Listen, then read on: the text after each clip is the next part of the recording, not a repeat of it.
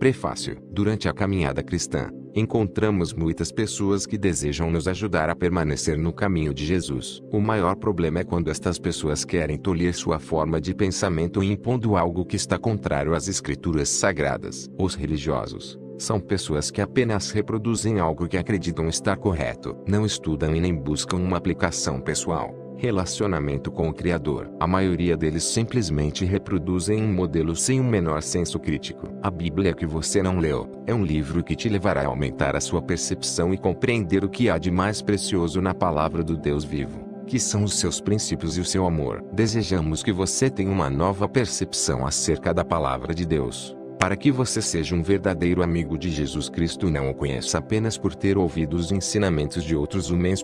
Busque suas próprias experiências. Se você é um religioso, prepare-se para abrir mão de toda a religiosidade que te aprisiona e busque a verdadeira liberdade nele.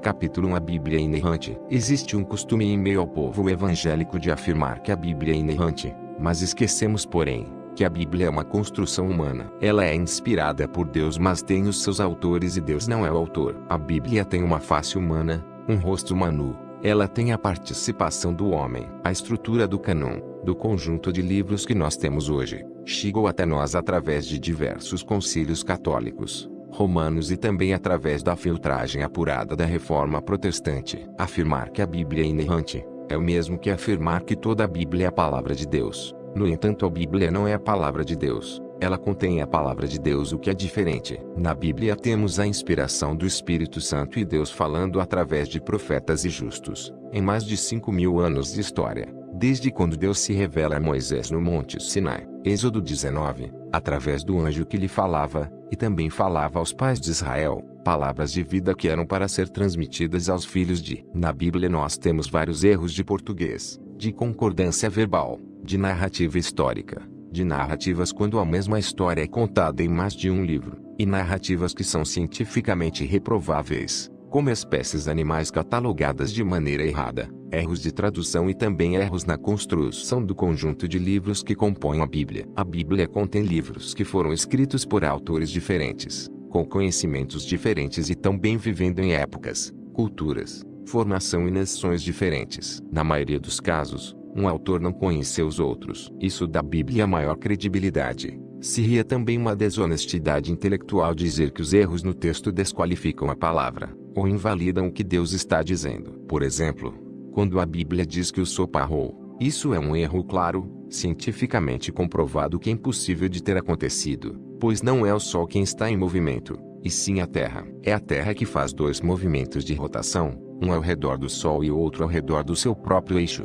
Portanto, se algo parou, sem dúvida foi a Terra. Mas observe, o autor está escrevendo dentro da sua perspectiva, do conhecimento que ele tem previamente, da sua formação intelectual e cultural, e há 3.000 anos atrás aproximadamente, quando eles viram aquilo, a leitura que fizeram foi que o Sol havia parado. Levemos em consideração o conhecimento da época. Para eles o Sol nascia em um ponto e se põe em outro. Na cabeça daqueles homens o que se movimentava era o Sol. Hoje, diferentemente, sabemos que o que está em movimento é a Terra, o que não invalida a atuação poderosa de Deus, operando o milagre a ponto de segurar o dia por um determinado tempo, para que aquilo que era vontade de Deus acontecesse. Esse milagre, essa interferência, claramente aconteceu, ainda que o relato não esteja correto. Isso não tira a veracidade do testemunho. Nós temos outros exemplos, como em Levítico, que cataloga o morcego como sendo uma ave, e hoje, pelo conhecimento da biologia que temos, sabemos que o morcego é um mamífero voador. Qual foi o critério para que ele fosse catalogado naquele tempo como uma ave? O critério adotado foi: se voa, é ave. Mas agora conhecemos melhor a estrutura biológica dos animais, que foram catalogados há pouco mais de 100 anos atrás. Nós sabemos que também este erro não invalida o testemunho do que aconteceu ali. Porém, não podemos ser religiosos a ponto de não dizer que esta afirmação está correta. Outro exemplo claro também é da lebre, que foi catalogada como sendo um animal ruminante, e sabemos hoje que ela não é ruminante, o que não desmerece o testemunho do que está acontecendo, mas não podemos ser religiosos. Temos alguns erros de números, pois é comum encontrar erros quando se narra a quantidade de pessoas, ou de exércitos, ou sempre que se estabelece uma contagem. No hebraico, os números são letras, e quando os copistas iam copiar as escrituras, as pessoas que estavam ditando, falavam, E muitas vezes um número era muito parecido com outro e acabavam colocando os números errados. Um exemplo disso está em 2 Samuel 8:4. Diz que Davi tomou 1.700 cavaleiros para ir a Damasco, para socorrer Hadadezer. E em 1 Crônicas 18:3-4, diz que Davi tomou 7.000 cavaleiros. Observe a diferença entre os textos. Houve um erro de contagem. E ainda há outro texto que diz que foram 700 cavaleiros apenas. Esses erros sempre acontecem. Temos também narrativas no Novo Testamento, em que um evangelho diz que havia um endemoniado em Gadara, Marcos 5:1-20. E em outro evangelho diz que eram 2 endemoniados em Gadara, Mateus 8:2.28-34. Outro texto nos diz que antes que o galo cantasse uma vez, Pedro negaria 3 vezes, Lucas 22:61. E em outro texto diz, antes que o galo cante 2 vezes, 3 vezes me negarás, Marcos 14:72. O galo cantou uma vez e Pedro negou 3 vezes. Ou o galo cantou 2 vezes e Pedro negou 3 vezes. Se alguém está certo, o outro está errado. Nada disso, porém, invalida as Escrituras. Lembrando também que os primeiros escritos do Evangelho de Cristo Jesus aconteceram aproximadamente 60 a 70 anos após a morte de Cristo.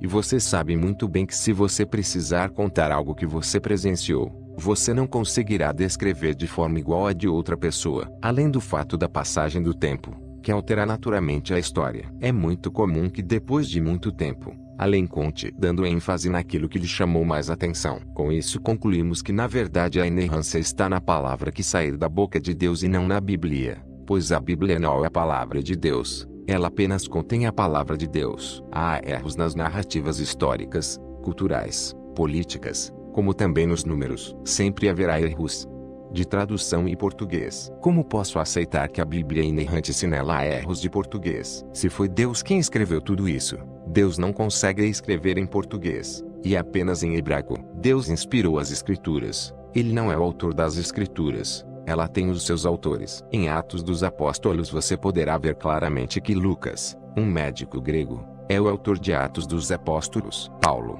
é o autor de várias das cartas que chamamos paulinas. Todos esses livros têm os seus autores. Pedro diz que toda a Escritura é inspirada por Deus e não que toda a Escritura foi escrita por Deus. Deus é um inspirador e não o autor. Guarde isso no seu coração, pois essa revelação poderá te ajudar muito, visto que a inerrância não está na palavra de Deus. É impossível provar teologicamente que a Bíblia é inerrante, mas você pode declarar que da palavra que sai da boca de Deus, nessa não há erros. A Bíblia é uma confissão de homens, mas nela contém a palavra de Deus. E em 1 Timóteo 4:9 está escrito: a palavra de Deus é fiel e digna de plena aceitação.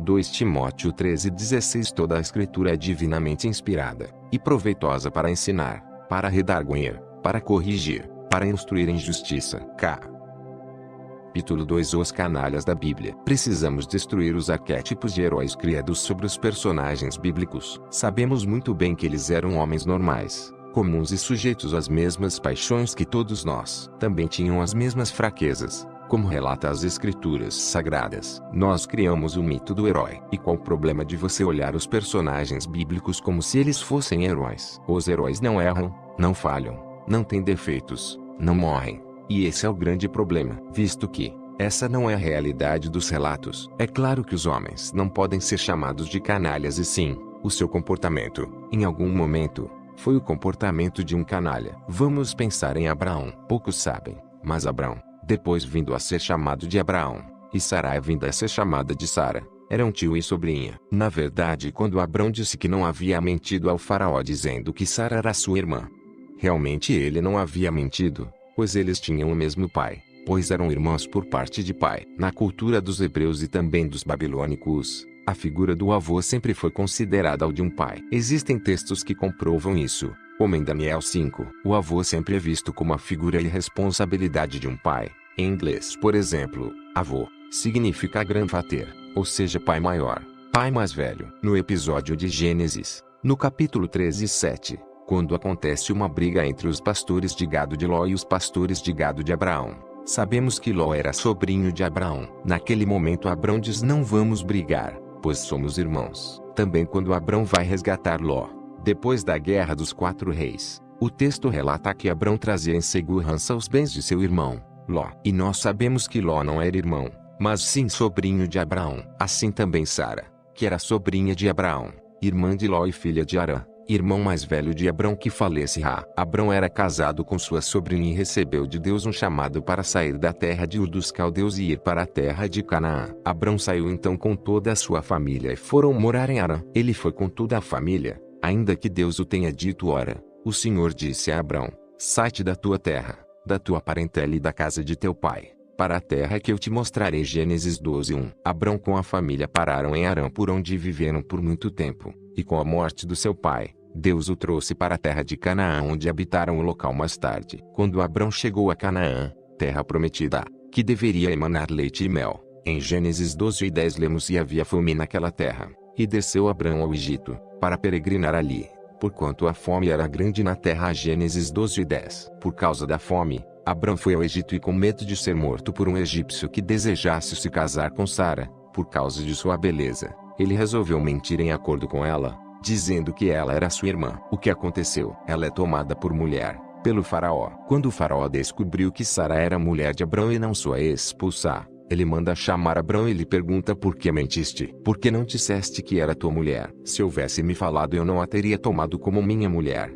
e não teria pecado nem contra ti nem contra o teu Deus. Ou seja, houve um adultério, houve uma relação sexual entre Sara e o faraó. Diante disto, faraó devolve Sara, e Abrão sai do Egito. Mas por amor de Sara, o faraó recompensou Abrão com muitos bens, animais, escravos, gado e inclusive a escrava Agar, uma princesa do Egito, foi dada a Abrão como parte do dote de faraó. Quando Abrão recebe Sara de volta e toda a farsa é descoberta, ao invés de Abrão devolver tudo o que havia recebido do faraó, ele vai embora tendo uma atitude canalha, levando além de Sara todos os bens que havia recebido. Então você, leitor, pense o que quiser, fale o que quiser, mas se coloque no lugar de Sara. Todas as vezes que ela olhava para os bens e para Agar, o seu pensamento era: o meu marido me vendeu. Pois se ele não quisesse vendê-la, ele teria devolvido a faraó todas as coisas que o rei do Egito havia dado a ele em troca do amor de Sara. Mas ele levou consigo o dote de Sara. Na cabeça de Sara, ela foi vendida para uma mulher. Essa situação é muito ofensiva. Lembre-se também que Deus tomou Abrão do outro lado do rio, como descrito em Josué 24:2. Então Josué disse a todo o povo: assim diz o Senhor Deus de Israel: além do rio habitaram antigamente vossos pais, Terá, pai de Abrão e pai de Naor, e serviram a outros deuses. Quando Deus tomou Abrão do outro lado do rio, ele passou por um processo de transformação, de mudança no caráter, mas este processo não foi rápido. Nem sempre Abrão foi o homem santo que nós conhecemos hoje. Nem sempre ele teve o caráter que ele adquiriu no final da sua vida. Em outro momento, Abrão recebe 3 anjos na sua casa, e nós sabemos que pela interpretação, aqueles anjos eram o Senhor, pois no texto bíblico relata: o Senhor visitou Abrão. Gênesis 18:1-2. Uma outra prova clara de que era o Senhor, é que Abrão se prostrou e os adorou, e se fossem apenas anjos, não aceitariam nenhuma adoração para si. Esses anjos, simbolizando o Pai, o Filho e o Espírito Santo, ainda no Antigo Testamento, quando eles não haviam sido revelados, estavam lá com o propósito de abrir o ventre de Sara. Sara não era estéril por causas naturais. Deus Ectares havia fechado o ventre de Sara por causa do marido que ela tinha, que ainda não tinha o seu caráter totalmente trabalhado. Quando os anjos aparecem para abrir a madre de Sara, o Senhor dá a notícia a Abraão. Então, disse o Senhor: voltarei a você na primavera, e Sara, sua mulher, terá um filho. Gênesis 18:10. E Sara ouve os anjos falando isso e começa a rir e diz: por isso riu consigo mesma, quando pensou: depois de já estar velha e meu senhor já idoso, ainda terei esse prazer? Gênesis 18:12. O Senhor ouviu os risos de Sara e disse a Abrão que quando o menino nascesse deveria chamar-se Isaque, porque Sara riu. Nesse ponto a madre de Sara está aberta. Observe que logo após este evento, Abrão tenta vender Sara a um outro rei chamado Abimeleque, contando a mesma história, dizendo que Sara é sua irmã e não sua esposa, e ela confirma isso. O rei, sabendo disso, tenta tomá-la por mulher, ainda que sua idade já estivesse avançada. Visto que Sara, segundo a Bíblia, era uma senhora de idade, mas tinha a pele de uma jovem, Abrão tenta vendê-la então ao rei, e Abimeleque, diferente do faraó do Egito, não vai ter a oportunidade de tocar nela, pois o Senhor não permite. Abimeleque se casa com Sara, mas não tem a noite de núpcias, pois o Senhor não permite.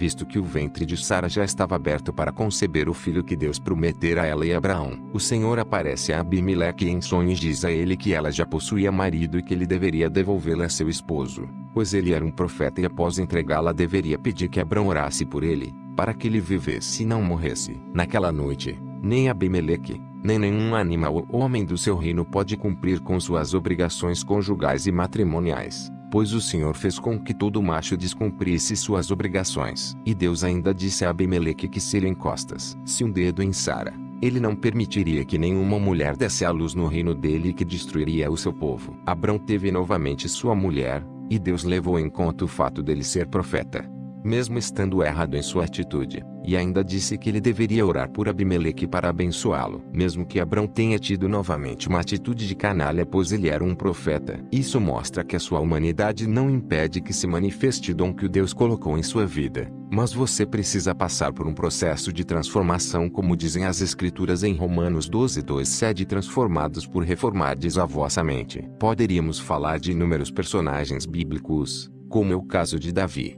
que também foi um canalha. Apesar de ser um rei ungido pelo Senhor, Davi mandou seus homens à guerra e ficou em seu palácio e andando e observando pelas janelas, ele viu Batseba, a mulher de Urias, um valente soldado que acreditava no comando de Davi e lutava por sua causa. E Davi comete um adultério com Batseba, a mulher de seu amigo, de seu leal soldado. E Davi, ao se deitar com ela, a engravida, e quando ele descobre isso, tenta embebedar Urias para que ele deitasse com sua esposa e por não conseguir, envia Urias para a frente do campo de batalha para a morte. Todas essas atitudes são atitudes de um canalha. Veja que Davi também precisou passar pelo processo de transformação, de tratamento do caráter e de formação de uma nova natureza. Todos nós precisamos passar por este mesmo processo. Não foi diferente com Abraão, nem com Davi e não será com você. Precisamos quebrar os arquétipos de heróis compreendendo que estes homens eram homens falhos, sujeitos às mesmas paixões e fraquezas que nós. E com os erros que eles cometeram,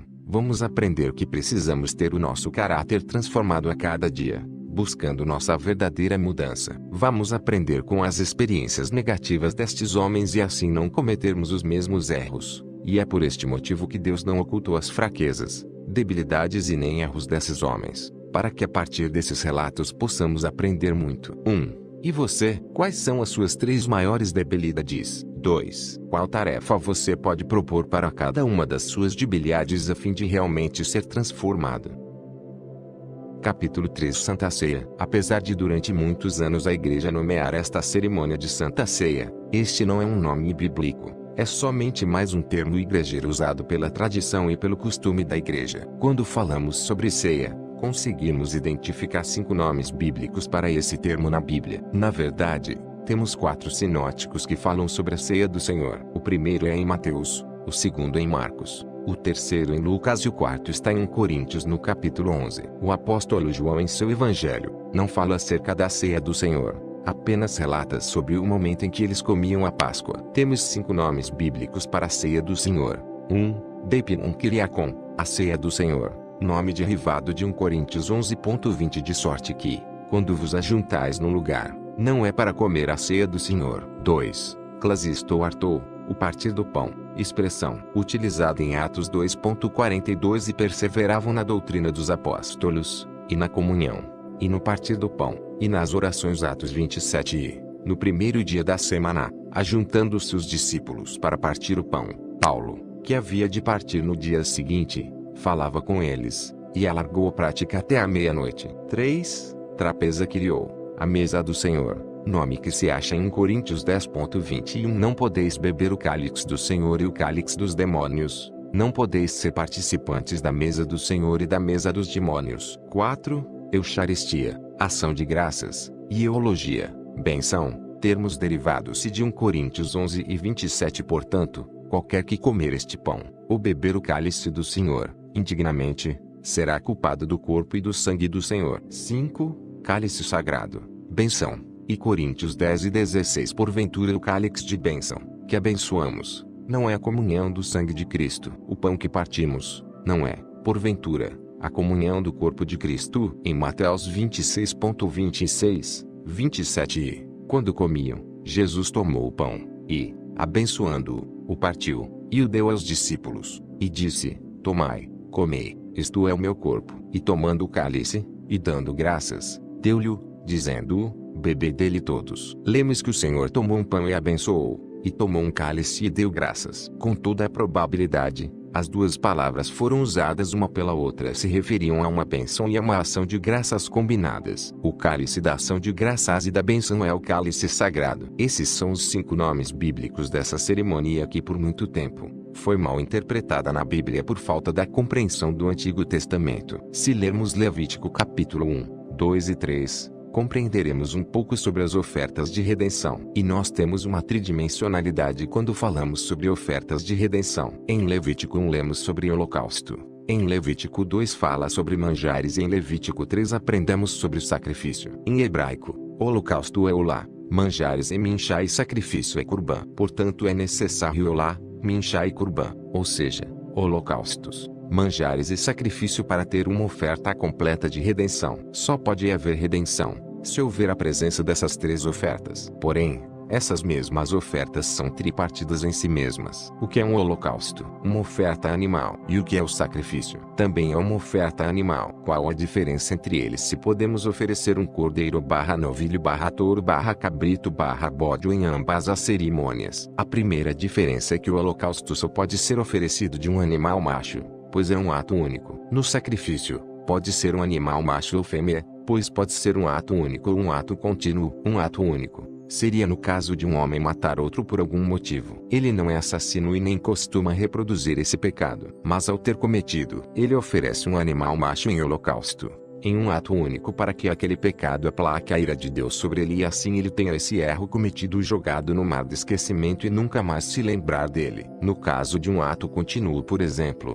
pode-nos citar que naquela época as pessoas viviam em tendas, e supondo que um homem olhasse para a mulher do outro e a desejasse diariamente, ele poderia oferecer em sacrifício uma fêmea, visto que a fêmea reproduz e assim poderia fazer com que o perdão de Deus se reproduzisse diante desse pecado contínuo, até que ele conseguisse controlar-se, ou arrancasse este pensamento da mente dele. Essa era a crença dos judeus. Outra diferença entre o holocausto e o sacrifício é o local onde é realizado. O holocausto precisa ser feito dentro do santuário. O tabernáculo também é tridimensional e tem 3 dimensões: átrio, lugar santo e o lugar santíssimo. Dentro do átrio existe o altar do holocausto, um lugar onde não se pode oferecer animais cujo sangue foi derramado por pecados. Somente podemos oferecer animais cujo sangue é derramado em holocausto. Os animais que foram ofertados por pecados precisavam ter seus corpos queimados fora do santuário, em um altar chamado altar do sacrifício que fica fora do santuário, em uma montanha ou uma rocha que ficavam à saída leste. Diferente dos animais ofertados ao altar do holocausto que deveriam ser queimados dentro do átrio. Observe isso. O Senhor Jesus precisou morrer fora do santuário, porque ele era uma oferta pelo pecado do povo. Outra diferença é que não se pode oferecer o holocausto pelo pecado e sim por santificação. Mas um sacrifício pode ser ofertado por ação de graças, ou oferta de paz e também como expiação pelo pecado. O holocausto sempre deve ter os seus pés lavados. Uma oferta de sacrifício pelo pecado não pode ter os pés lavados. Por isso o Senhor Jesus na noite da ceia, antes de cear, na Páscoa, ele tomou uma bacia e uma toalha e lavou os pés dos discípulos, pois ele já sabia que eles iriam morrer, mas ele precisava mandar um recado para os judeus dizendo que nenhum deles morreria pelo pecado de outro homem. Para que ficasse claro que somente Jesus era uma oferta por pecados, ele lavou os pés dos discípulos. Todos eles morreram como holocaustos a Deus e não como sacrifício pelos seus pecados. Por isso também, quando Pedro tenta lavar os pés de Jesus, ele não permite. João 13, 6-10. Como o cristianismo não existia como doutrina, as pessoas eram salvas por acreditarem que Jesus era quem dizia que era. Não foi difícil dizerem eu sou de Paulo, eu sou de Cristo e outro eu sou de Apolo. 1 Coríntios 3, 4, 7. Isso também poderia acontecer quando houvesse o sacrifício pelo pecado. Assim, quando Jesus lava os pés dos discípulos, ele faz deles holocaustos e de si mesmo um sacrifício pelo pecado. A cerimônia da ceia tem base em tudo isso que compartilhamos aqui. Se pegarmos a segunda oferta de redenção, os manjares, são um memorial que anunciam que um cordeiro, ou animal, será sacrificado. Um sacrifício será entregue, pois não pode-se oferecer manjares onde houve holocausto. E não se pode oferecer sacrifícios onde não houve manjares. Uma oferta valida a outra. Só podemos oferecer manjares, depois que os holocaustos são oferecidos e só posso oferecer sacrifício após os manjares. A oferta de manjares é um memorial que aponta para frente, para o futuro e não para algo relativo ao passado. Ela traz a memória de que agora que ela foi entregue, um sacrifício será ofertado. Ela declara, profetiza e anuncia que um sacrifício será entregue. Por isso que quando Paulo ensina aos gentios ele diz que Jesus ensina a partir o pão e beber do cálice. Façam isso em memória de mim, até que eu venha. 1 Coríntios 11:26 e Lucas 22:19. Quando Jesus ministrou a ceia, partiu o pão e bebeu do cálice e disse: façam isso em memória de mim até que eu venha. Ele estava dizendo que aquela cerimônia eram manjares oferecidos ao Senhor. Só que os manjares não são mais como os manjares oferecidos ao Senhor na antiga aliança. Jesus disse, tomando um pão, havendo dado graças, o partiu e o serviu aos discípulos, recomendando: isto é o meu corpo oferecido em favor de vós. Fazei isto em memória de mim. Da mesma maneira, depois de cear, pegou o cálice, explicando: este cálice significa a nova aliança no meu sangue, derramado em vosso benefício. Lucas 22:19-20. Jesus estava dizendo: eu sou os manjares, assim como ele também foi o holocausto na fundação do mundo, como é escrito em Apocalipse 13:8: e adoraram-na todos os que habitam sobre a terra, esses cujos nomes não estão escritos no livro da vida do Cordeiro que foi morto desde a fundação do mundo. Na fundação do mundo, Jesus foi holocausto. Na ceia, ele foi manjares. E na cruz ele será um sacrifício. Todas essas ofertas são compostas de 3 partes. A oferta animal é composta de oblação, parte sólida da oferta, está na carne; libação, parte líquida da oferta, o sangue; e a gordura, dá o cheiro suave ao ser queimada. Os manjares, por exemplo, advém de tudo o que compõe a terra. A oblação advém das farinhas de trigo e de grãos e cevada. A libação está no suco da uva e a gordura é advinda do azeite que produz o aroma suave. É por isso que na ceia do Senhor precisamos ter pão amassado com azeite sem fermento e suco puro de uva, ou seja, oblação, libação e azeite. A ceia, na verdade, é a Páscoa sendo aperfeiçoada. A Páscoa é a ceia do antigo pacto ou da antiga aliança, e a ceia do Senhor, o partir do pão, é a ceia do novo pacto ou da nova aliança. Assim, você tem clareza que essa cerimônia foi tirada das Escrituras pelo Senhor Jesus. Ele apenas inovou. Não houve criação, mas sim inovação. Quando você inova, você encontra um novo caminho para o mesmo objetivo. Como na velha aliança os homens haviam falhado, Jesus estabelece um novo e livre caminho onde não há falhas e nem a possibilidade desse caminho ser novamente fechado. Verdade desse caminho. Capítulo 4. Os 3 Édens. Em Gênesis 2:8, a Bíblia Sagrada diz: e plantou o Senhor Deus um jardim no Éden, da banda do Oriente, e pôs ali o homem que tinha formado. Nós vemos nesse texto, claramente que o Éden não é o jardim, e sim que o jardim foi plantado no Éden, na direção do Oriente. Se o jardim não é o Éden, o que deveria ser este lugar? Éden não está traduzida para nós. Ela está apenas transliterada. Éden vem de Adamar, de onde vêm as palavras Edom, Adão, Eden. Adamar é a terra. Adão é o que veio da terra. Adão, Edom, vermelho como a terra, e Eden, terra fértil, terra de delícias. Então, quando a Bíblia diz Éden, está se referindo à terra antes do pecado. Antes do homem pecar, a terra era como o Éden, um lugar de delícias. Mas se voltarmos antes mesmo da formação do homem, observaremos que já existia um Éden. Em Gênesis 1, no princípio, criou Deus os céus e a terra. No verso 2, vemos: e a terra era sem forma e vazia. A terra de Gênesis verso 1 e 2,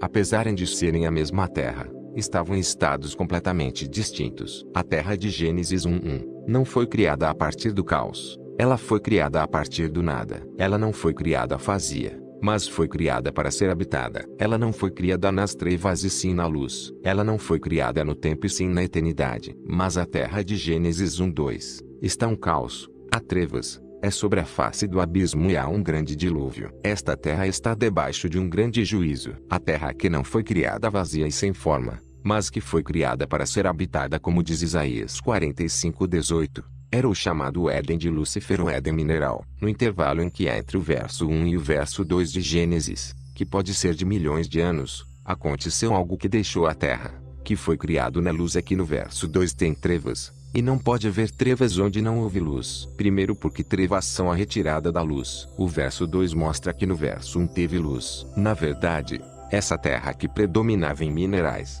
menos vegetais, e que recebeu nela os seres pré-adâmicos, e os homens de partidos que habitavam a terra até então. Esse Éden mineral era o Éden de Lúcifer, e foi criado na eternidade para seres eternos, para serem os guardiões de todas as coisas criadas. Lúcifer e os anjos que estavam debaixo de Usa a liderança, eram guardiões de todas as coisas que foram criadas na terra. Em Jó 38:4-7, quando Deus funda a terra, a Bíblia nos diz no verso 7: quando as estrelas da alva juntas alegremente cantavam, e todos os filhos de Deus rejubilavam.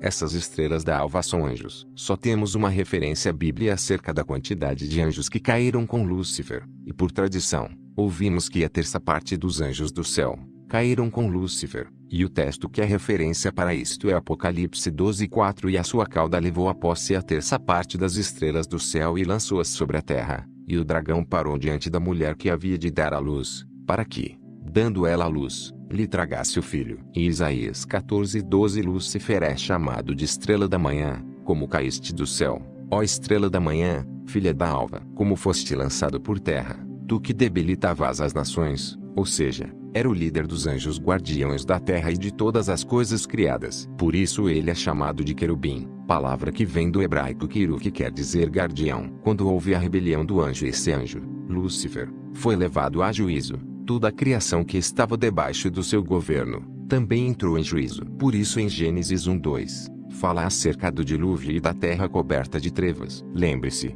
não pode haver um anjo das trevas que não seja primeiro um anjo da luz. Esse Éden mineral, perdido, foi restaurado para receber o homem. Quando os dias passaram a ser contados, Deus formou o homem do pó da terra e o colocou neste segundo Éden, que chamamos de Éden vegetal, onde o homem vivia em meio às árvores e entre 4 rios. Pison, onde continha ouro. Guion, rodeava a terra de Cuxi. Tigre, corre para o oriente da Síria, e Eufrates. Esses 4 rios cercavam todo o jardim do Éden, onde o homem vivia. Com o pecado do homem, também a terra cai em juízo e é amaldiçoada. Em Gênesis 13:17 lemos: e Adão disse: porquanto deste ouvidos à voz de tua mulher e comeste da árvore de que te ordenei, dizendo: não comerás dela, maldita é a terra por causa de ti. Com dor comerás dela todos os dias da tua vida. Ouvi o mesmo princípio. Quando Lúcifer caiu em juízo, todos que ele governava também caíram em juízo. Quando Adão caiu em pecado, toda a criação que estava embaixo do seu governo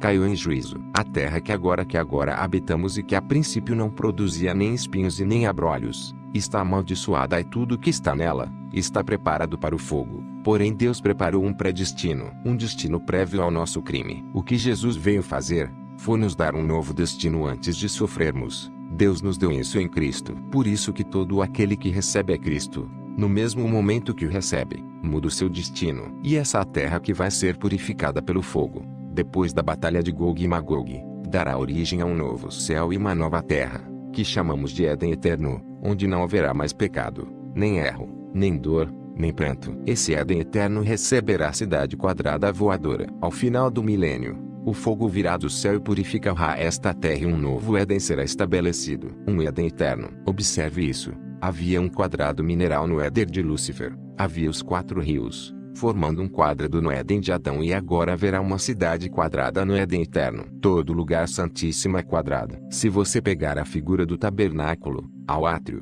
o lugar santo e o lugar santíssimo, que é um quadrado, essa cidade é um lugar santíssimo do santuário de Deus, onde ele habitará com os homens na terra, para sempre. São 3 Édens: o Éden de Lúcifer, o Éden de Adão e o Éden eterno. Observe que Lúcifer ficou apenas nos átrios desses 3 épastens. Adão, no lugar santo, e a igreja será conduzida ao lugar santíssimo, no Éden eterno. Capítulo 5. Jesus era coach. A maioria das pessoas se enganam por terem experiências erradas com certas pessoas, e simplesmente começam a julgar assuntos que elas desconhecem. Inclusive, vale a pena lembrar que a ignorância é a distância em quilômetros que uma pessoa tem de algo que ela não conhece. Comece a vivenciar isso para ter uma vida verdadeiramente livre, onde reservas mentais não farão parte do seu cotidiano e consequentemente não te limitarão. Tente não acusar, prejudicar ou se posicionar acerca de assuntos que você não conhece. Esse é o problema desta geração opiniática, que gosta de falar de assuntos que desconhece. Julgam sem conhecer. Existe uma questão tradicional em nossa sociedade de compreender as coisas de forma errada. A raiz da palavra tradição é trazer consigo E então você acaba reproduzindo um padrão sem questionar. Isso é o que mais acontece no ambiente religioso. Repetição de padrões que você não questiona. Nesse capítulo, de fato, você deseja saber se Jesus era coach. Para compreendermos melhor sobre o assunto, precisamos entender o que é coaching. A raiz do coaching nada mais é do que fazer perguntas e tarefas. Todo sábio faz perguntas, e todo ser que tem uma ideia produzirá uma tarefa para sair do lugar. O que mais acontece nos dias de hoje é que muita gente estranha se torna coach em um único final de semana. E o que isso tem produzido? Pessoas que acreditam terem mudado de vida em um único final de semana e por esse motivo começam a afrontar os outros sem sabedoria. Vale a pena compreender que quem passa por uma imersão em coaching, aflora a tolice contida dentro de cada um,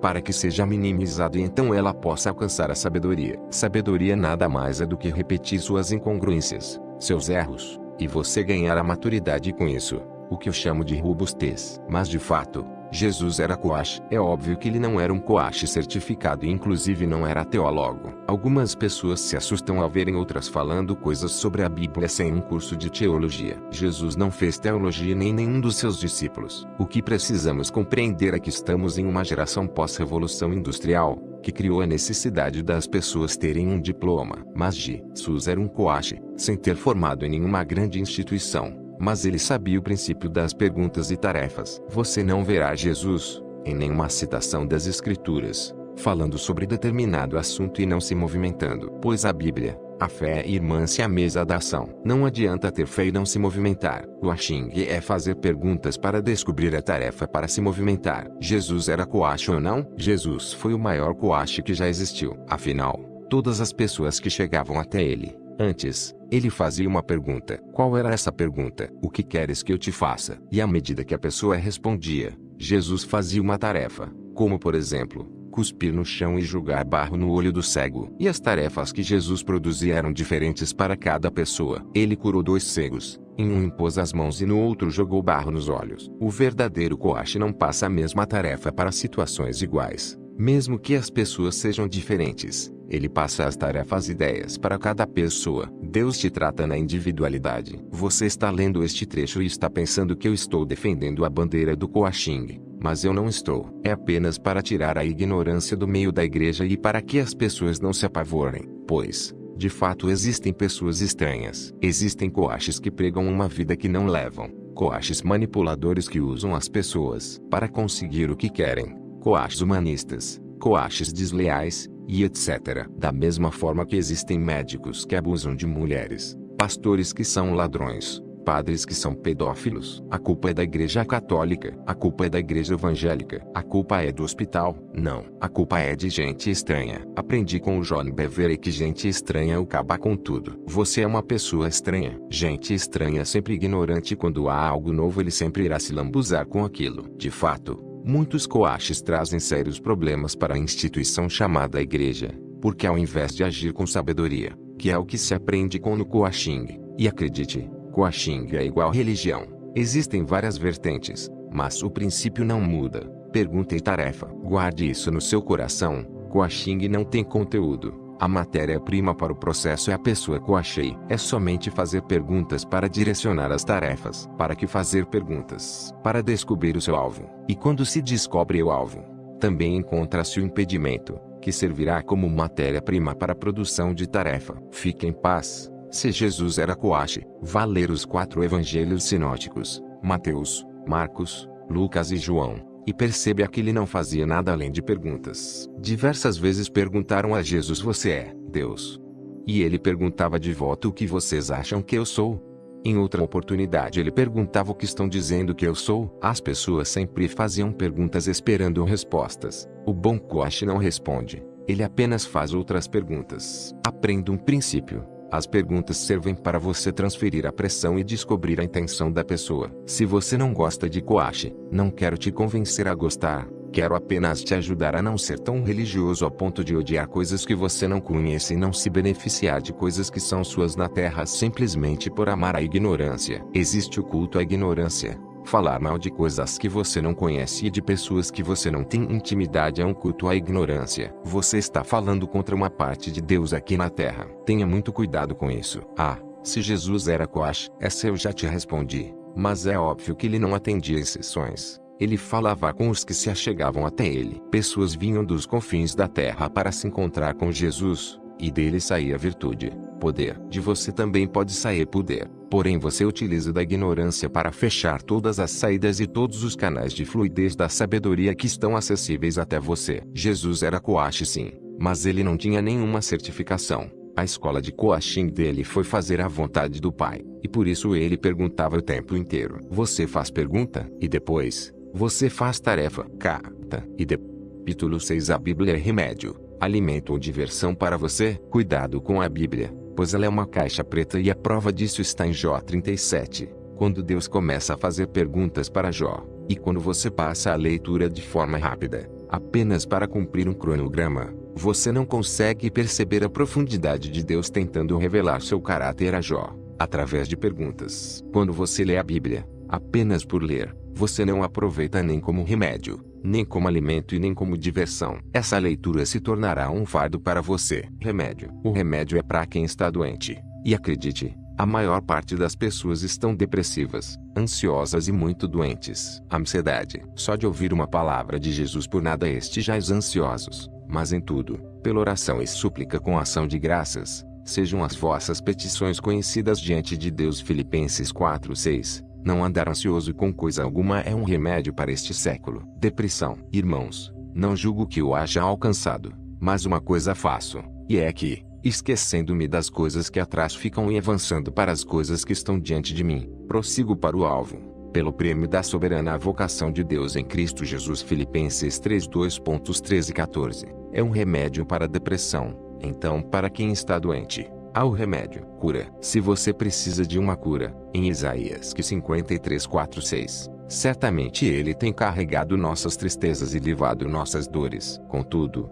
nós o consideramos atingido, ferido de Deus e afligido. Porém, ele foi ferido por nossas transgressões, ele foi esmagado por nossas iniquidades. O castigo de nossa paz estava sobre ele, pelos açoites que o feriram nós somos curados. Todos nós como ovelhas temos nos desviado, nós temos nos afastado, cada um para seu próprio caminho, e o Senhor tem posto sobre ele a iniquidade de todos nós. Alguém que está cheio de morte, disse-lhe Jesus: eu sou o caminho, a verdade e a vida. Ninguém vem ao Pai, senão por mim. Em João 14:6. Ele é o remédio. Disse-lhe Jesus: eu sou a ressurreição e a vida. Quem crê em mim, ainda que esteja morto, ele viverá. Esse é o remédio para quem está morto. Remédio não é rotina. Remédio é pontual, para quando alguém está doente. Olhe para a Bíblia porque ela é uma farmácia. Alimento. A Bíblia é um alimento para quem não está doente. Interessante que uma pessoa quando está doente, ela não quer se alimentar. E como ela não quer se alimentar,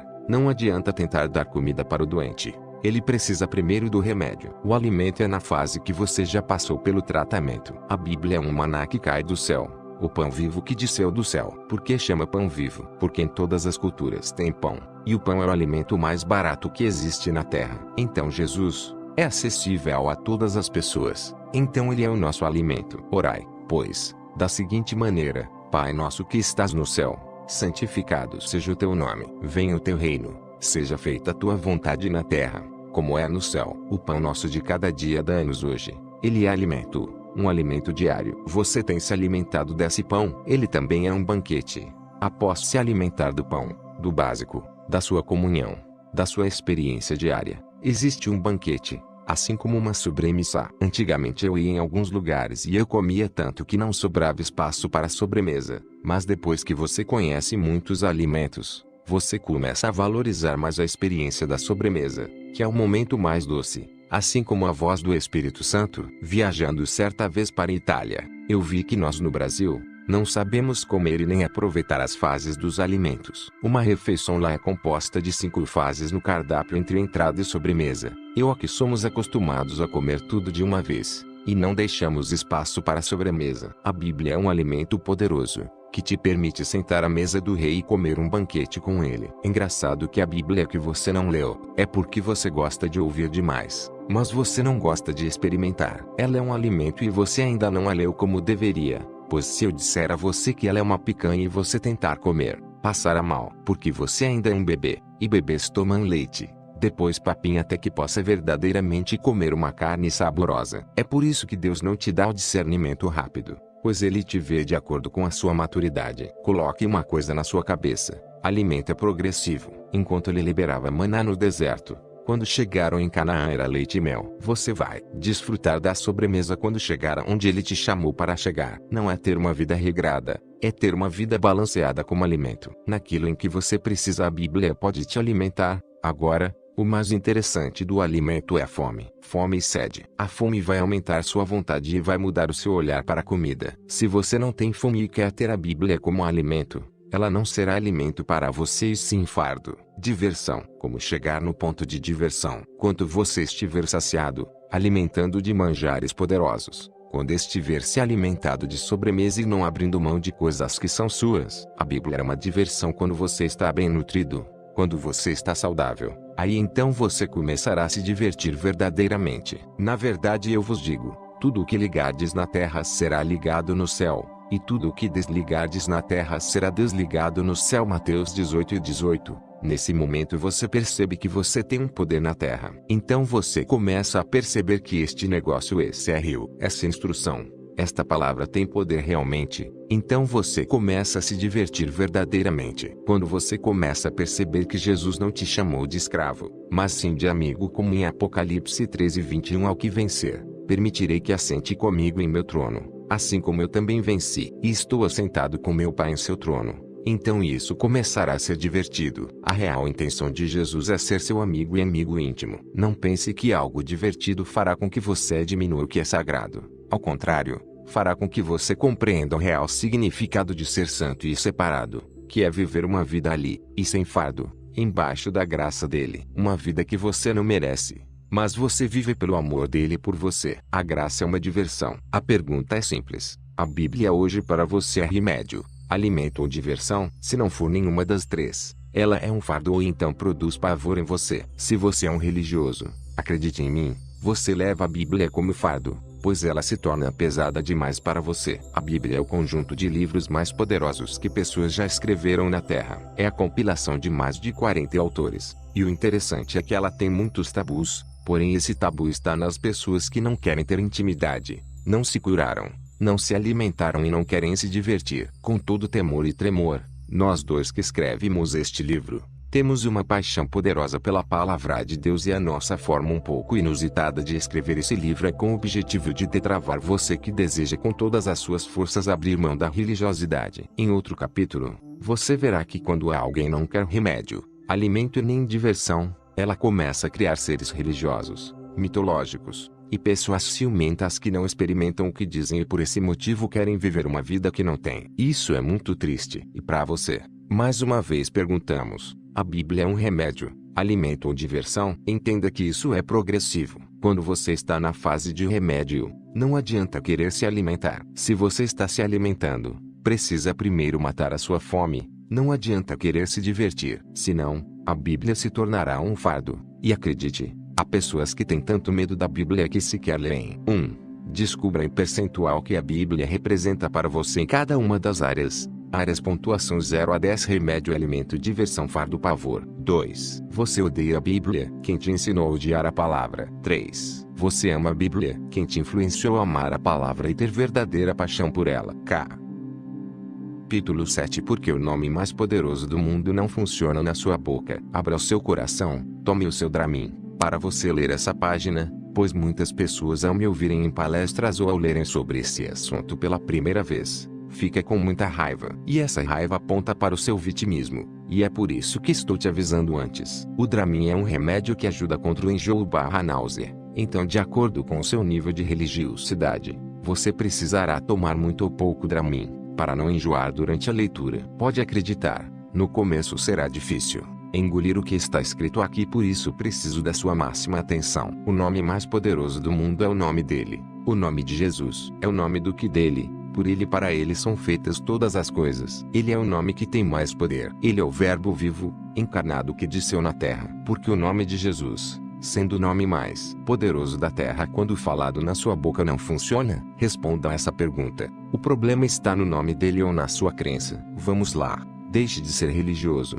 e aprenda um pouquinho sobre neurociência. Aprenda este princípio que ele mudará a sua vida. Quando você usa determinado nome, e ele não te dá o resultado esperado, o seu cérebro reconhece esse nome e o coloca no departamento de crenças, e essas crenças, se forem acumuladas sem resultado, tornam-se crenças negativas. Não se ofenda. Tome o seu Dramin. O nome de Jesus, quando usado na boca de um incrédulo, funciona com maior assertividade, pois ele não fica falando todo o tempo. Várias pessoas se achegaram até Jesus e receberam o que queriam, mesmo sem ser crentes. Mas essas pessoas acreditavam tanto, que recebiam. A mulher do fluxo de sangue pensava: se eu ao menos pudesse tocar na orla das vestes, serei curada. E ela recebeu a cura que desejou, pois no momento em que tocou Jesus, ele reconheceu e disse: alguém me tocou, porque bem conheci que de mim saiu virtude e poder. Lucas 8:46. A mulher cananeia, disse ela, porém, replicou: sim, Senhor, mas até os cães de estimação comem das migalhas que caem das mesas de seus donos. Mateus 15:27. Jesus, diante de tamanha fé, só conseguiu dizer: ó, com acento grave H, mulher, grande é a sua fé, seja feito a ti conforme queres. Mateus 15:28. O centurião de Cafarnaum, em Mateus 8:8, diz a Jesus: Senhor, não sou digno de que entres em minha casa, porém dize somente uma palavra, e meu criado há de sarar. Ao ouvir isso, Jesus imediatamente respondeu: em verdade vos afirmo que nem mesmo em Israel achei tamanha fé. Vai-te como creste, assim te seja feito. Mateus 8:2.10-13. Todas essas pessoas não eram crentes, mas utilizaram do nome mais poderoso da terra no tempo oportuno. A sua crença determina o seu resultado. Os religiosos passam anos servindo e pedindo, mas como eles não acreditam, o nome perde a eficácia cerebral. Longe de dizer que o nome de Jesus não funciona, afinal é o nome mais poderoso do mundo, o nome do homem que tirou o pecado do mundo. Ele foi o homem que ressuscitou após a morte, é o nosso Cristo, e ele voltará. Não tenha dúvida nenhuma disto, e nem da nossa intenção em chamar sua atenção quanto a isso. Mas o fato de falar diversas vezes esse nome e ele não funcionar, instalou uma crença negativa na sua cabeça, e essa crença tem atrapalhado você. É por isso que muitos cristãos não têm coragem e não dão conta de expulsar demônios, curar enfermos, dar ordens para a tempestade, por exemplo, em nome de Jesus. Tudo isso porque em algum momento ele disse: Senhor, que eu não saia do meu emprego em nome de Jesus, e aí ele sai do emprego, instalando crença errada. Como diz Delino Marçal na música Deus é Deus traço, se Deus fizer, ele é Deus. Se não fizer, ele é Deus. Se a porta abrir, ele é Deus. Mas se fechar, continua sendo Deus. E você precisa ter essa mentalidade. Caso contrário, as várias crenças de forma repetida atrapalharão a forma com que você usa o nome mais poderoso da face da terra. O nome mais poderoso é uma frequência, uma energia,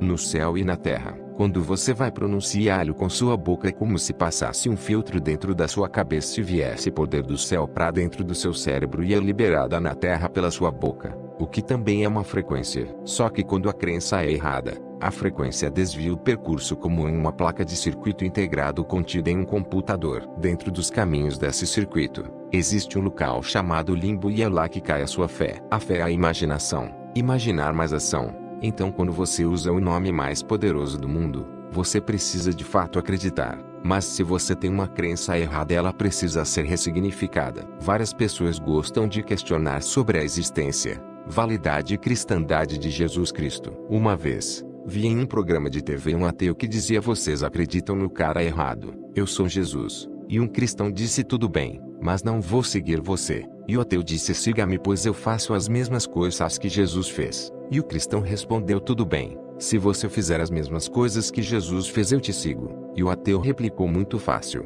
posso arrumar uma confusão e me matar. E o cristão disse: façamos o seguinte, arrume confusão, morre no terceiro dia, você ressuscita, e quando você voltar dos mortos irei te seguir. Há um detalhe que você não sabe, mas precisou mais de 300 combinações entre o Antigo e o Novo Testamento para comprovar essa morte e essa ressurreição de Cristo, para comprovar a volta dele. E todo espírito que fala que Jesus veio em carne, ele está correto, porque o nome mais poderoso do mundo não funciona na boca de quem é crente quando um descrente fala no nome dele. Funciona. É simples. Crença cerebral. Eu sei que esse assunto está longe da seara dos religiosos mais poderosos, pois eles amam a ignorância acerca das coisas da ciência. Por exemplo, na antiguidades, Muitos cientistas e estudiosos morreram, ou acabavam com suas carreiras porque os religiosos não aceitavam as coisas que eles diziam. Na verdade, os religiosos são assim até hoje. Quando você não se enquadra no padrão que eles pregam, eles te acusarão de coisas que eles gostariam de estar fazendo. É assim também no marxismo. Existe uma tática de acusar as pessoas daquilo que você é.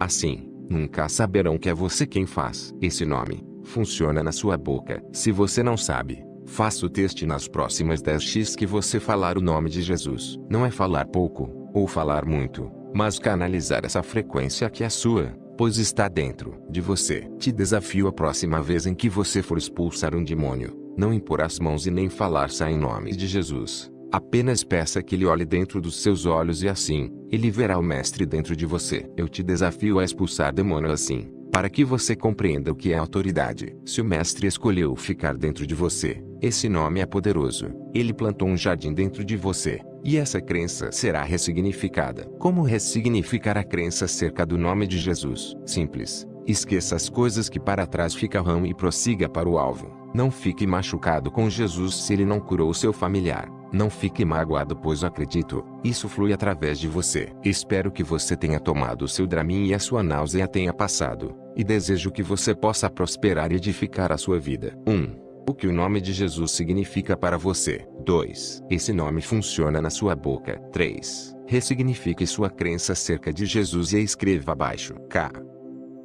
Capítulo 8. Pregue para um religioso. Esses dias recebi um áudio de um grande amigo, influente na Igreja Católica, compartilhando comigo que alguns bispos da igreja estavam assistindo alguns vídeos em que eu falo "deixe de ser religioso, porque ser religioso te atrapalha", e eles se sentiram ameaçados, pois na Igreja Católica, quando alguém é chamado de religioso, é bom, mas no contexto protestante é ruim, pois um religioso limita os demais. Tenho muito carinho pela Igreja Católica e nunca foi meu intuito ofender ninguém, visto que o contexto é diferente. Inclusive sigo um padre chamado Paulo Ricardo e diversas vezes nos encontramos, e temos um mútuo respeito e carinho. Afinal de contas, o protestantismo saiu de um berço católico e não podemos jamais cuspir neste prato ou desonrar os nossos irmãos católicos. Então por que pregar para um religioso? O Senhor nos disse, portanto, ide e fazei com que todos os povos da terra se tornem discípulos, batizando-os em nome do Pai, e do Filho, e do Espírito Santo. Mateus 28:19.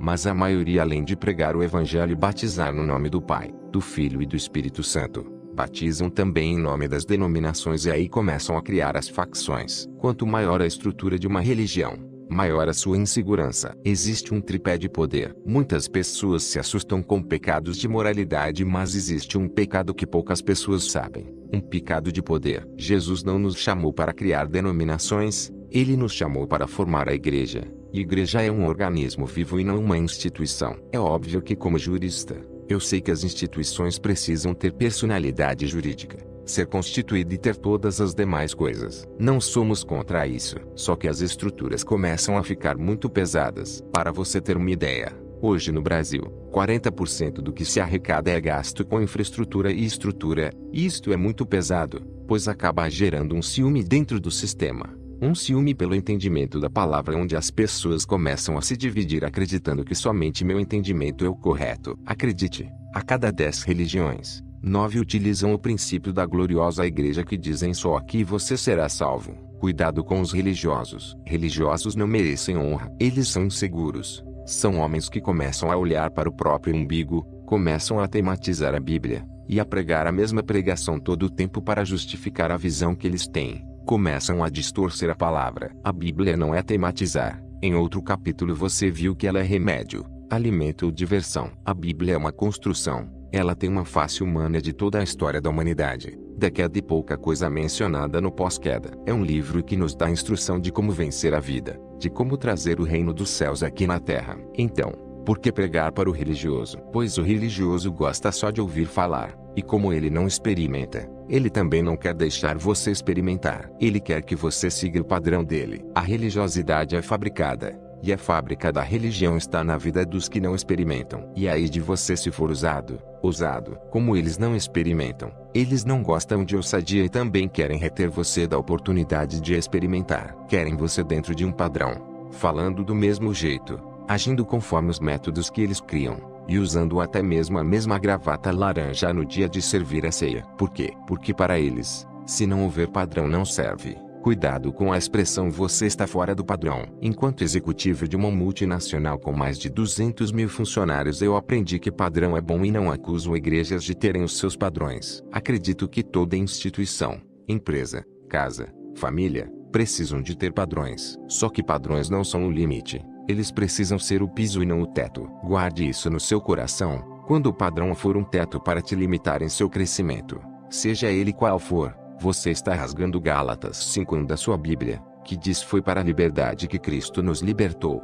E o que mais tem no meio religioso é padronagem para limitar o corpo. A diferença do corpo de Cristo para um corpo humano é que o corpo humano chega em um ápice e começa a cair. O ápice do corpo humano é aos 33 anos de idade, quando todo atleta de alta performance começa a perder rendimento. Engraçado, não é? Jesus morreu exatamente aos 33 anos de idade. Ele foi tão perfeito em seus caminhos, que quando ele chegou ao ápice do seu corpo humano, ele foi crucificado e morreu. Por que pregar para um religioso? Porque eles estão atrapalhando o crescimento do corpo. O corpo humano cresce até o ápice e depois diminui. O corpo de Cristo é diferente. Ele cresce e rompe em crescimento. A brasa fora do braseiro se apaga. Provérbios 26:20. Eu sei que você concorda com isso e nós não podemos andar afastados uns dos outros. Foi assim que o nosso mestre nos ensinou a viver uma vida de igreja e a investir nossa vida como sacrifício vivo e agradável naquilo que ele nos chamou. Só que existe um fato que você nunca percebeu,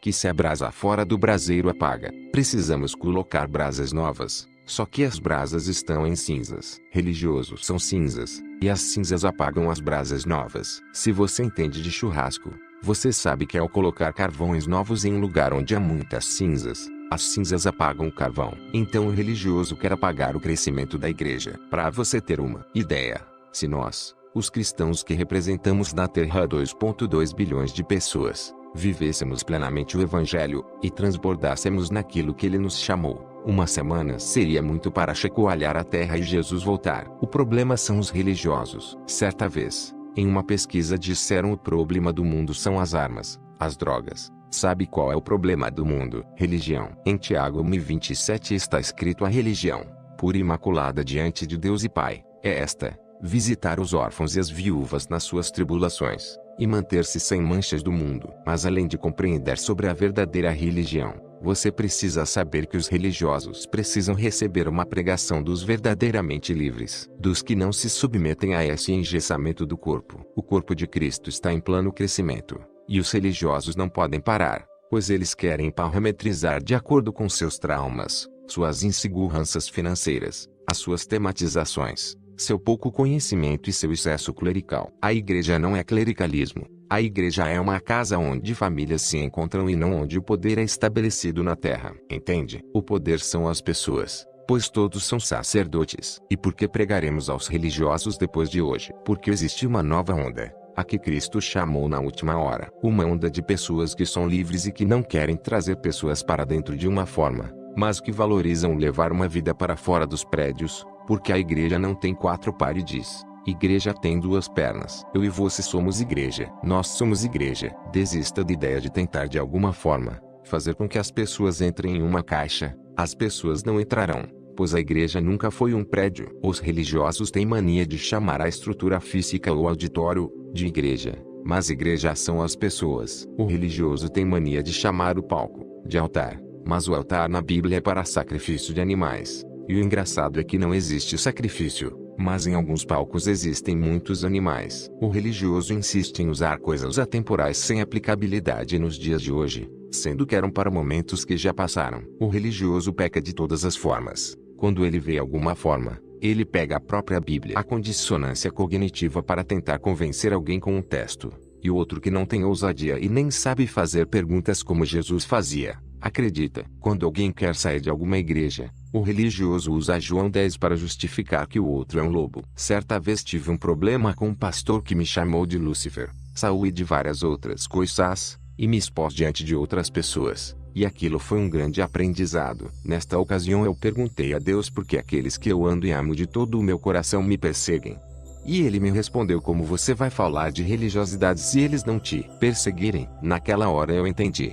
que algo haveria de acontecer e eu alegraria meu coração por aquela perseguição. Entenda algo. O religioso ele precisa pregar e a maior pregação não é com a boca, é com o seu comportamento. O religioso comove muita gente, mas o convencimento se dá por pessoas verdadeiramente livres. Os livres convencem por meio dos seus resultados, mas os religiosos não têm resultados. Como pregar para um religioso? Não abra a boca, se movimente, tenha resultado e viva por princípios na terra. 1. As pessoas que estão ao seu redor são religiosas. 2. Com sabedoria, você irá tratar isso de qual forma? Qual ação você pode produzir hoje? 3. Qual comportamento você precisa mudar para abandonar a religiosidade? Mudar para abandonar. Capítulo 9. Jesus selvagem. O religioso sempre quer que as pessoas agradem às crenças dele. Ele deseja de toda a alma que as pessoas, sem experiência, se pareçam com ele. Só que quem precisamos seguir não é o religioso e sim, devemos cultivar o comportamento de Cristo, aquele que não agradou a ninguém. Certa vez, Maria chamou Jesus, e Jesus estava em uma casa e disse: pois todo aquele que faz a vontade de meu Pai que está nos céus, este é meu irmão, minha irmã e minha mãe. Mateus 12:50. Você que é católico não se sinta ofendido. Foi um chega para lá que Jesus deu em Maria para passar um recado a ela dizendo: aquele homem pode ir cuidar dos meninos, os outros irmãos. Aquele homem parecia sem controle. Certa vez, Jesus saiu da presença de sua mãe, Maria, e foi discutir com os mestres na sinagoga. Jesus já tinha uma identidade formada, e todo ser que possui uma identidade formada não precisa agradar a ninguém. E você pensa: serei eu esta pessoa que vai desagradar os outros? Não. Os que andam perto de quem tem identidade respeitam as pessoas. Como sal, poucas pessoas que têm identidade estabelecida e consolidada, poucas são respeitadas. As demais são afrontadas, violadas. Elas precisam absorver emocionalmente a ditadura dos outros, precisam arcar com fardos emocionais que outras pessoas não conseguem suportar. Então, quem consegue liderar a si mesmo, não deixa que seu corpo torne-se um lombo de cavalo para os outros montarem. Afinal, você sabe por que pessoas montam a cavalo? Porque existem cavalos. A pergunta é: você é o cavalo de alguém? Saiba que no terreiro de Macumba, a expressão cavalo aponta para um corpo que não tem domínio sobre si. Então qualquer espírito não terá poder de manifestação na terra, se não houver um corpo para ser montado. Aprenda definitivamente que só corpo, matéria, é que tem poder na terra. Então, como você não usa o seu para obedecer o que sua alma e o seu espírito aponta, outras pessoas vão usar você como cavalo. Porque Jesus era selvagem. Porque ao mesmo tempo em que ele era doce, ele também entrava no átrio do templo e via cambistas vendendo coisas na casa do Pai. E ele poderia chegar com a doçura celestial e dizer: ei amigos, beleza? Assim como está escrito na palavra de meu Pai, o zelo pela minha casa me consome. Por favor, se retirem. Mas não foi assim. Jesus naquele momento quebrou tudo, destruiu todas as barracas. E aquele Jesus era selvagem. Para você que é religioso e ficou preocupado com, lá vem outro capítulo maluco, que Jesus é aquele manso e humilde, e quebrando as coisas dos outros, dando prejuízo para as pessoas. Que Jesus é aquele que ao expulsar um demônio, o próprio demônio pede para entrar em uma manada de porcos, Marcos 5, e Jesus atende. Jesus era um quebrador de regras, mas ele não quebrava nenhum princípio. Ele veio para restaurar os princípios e para isso é necessário quebrar as regras, pois religiosos cercam princípios com regras pessoais e com crenças para distanciar você daquilo que é seu. Os princípios são seus aqui na terra, e não são de religião nenhuma. Esse Jesus selvagem, quando conversava com fariseus e homens legalistas, ele ficava muito bravo. Era curto e direto, muito pior do que o Bolsonaro antes do período eleitoral. Não sei se você se lembra, mas existia até algumas brincadeiras associando o nome do Bolsonaro à marca Tramontina Corte Rápido. Bolsonaro sempre foi muito direto, mas ele era assim com quem lhe perguntava as coisas com nobreza. Não, ele era assim com marxistas que queriam usar as palavras dele contra ele. Não estou dizendo que Jesus era o Bolsonaro, estou dizendo que Jesus, assim como o Bolsonaro, não queria agradar ninguém. Engraçado. O Bolsonaro, sem agradar ninguém, ganhou a presidência do Brasil de forma milagrosa. Acredito que foi Deus também. Mas uma pessoa, quando se posiciona, passa a ter domínio sobre a terra. Quando Jesus está com os discípulos, e Pedro ousa falar que ele não vai morrer, Mateus 16, Jesus selvagem diz para Pedro, aquele a quem ele chama de rocha, igreja, e diz: para trás de mim, Satanás. Mateus 16:23. Como um homem manso e humilde não apareceu nesse momento. Você está confundindo tudo, por não ter compreensão das Escrituras. Diversos assuntos que estão sendo abordados neste livro você está vendo pela primeira vez, pois nunca foram temas de pregação na sua igreja. E isso deixa você encabulado. O que é necessário é que nós todos pesquisemos nas Escrituras e nos alimentemos dela. Não há problema em ouvir pregações, mas elas não podem substituir a leitura da palavra. Eu sei que o religioso pode me odiar por causa deste livro, mas ele sempre concordará que o correto são as Escrituras. O problema é que ao ler as Escrituras você sairá debaixo do comando emocional que o religioso tem sobre você. Você vai sair do cabresto que te é imposto e será livre, como em Gálatas 5 diz. Verdadeiramente sois livres. Esse Jesus selvagem, quando foi colocado em uma situação de exposição, era só pedir perdão e voltar atrás do que ele estava ensinando e ele não seria morto. Mas perguntaram para ele: você é rei dos judeus? E ele respondia: tu dizes. Mateus 27. Esse Jesus era o mesmo que cuspia no chão, formava um barro e aplicava nos olhos de um cego para curá-lo. João 9. E avaliando friamente, essa atitude não é de uma pessoa normal, ou de alguém que segue padrões, um fariseu, um religioso. Sabe por que eles não fazem? Porque vai ferir a imagem que eles têm e que lutam para manter. Um religioso tem uma grande reputação, mas um selvagem não tem reputação para defender. Preciso ser selvagem. Em um mundo de normais, você necessita ser selvagem. Ser selvagem não é ser mal educado ou sem cortesia. O selvagem é saber a hora certa de atacar, porque ele é como um leão.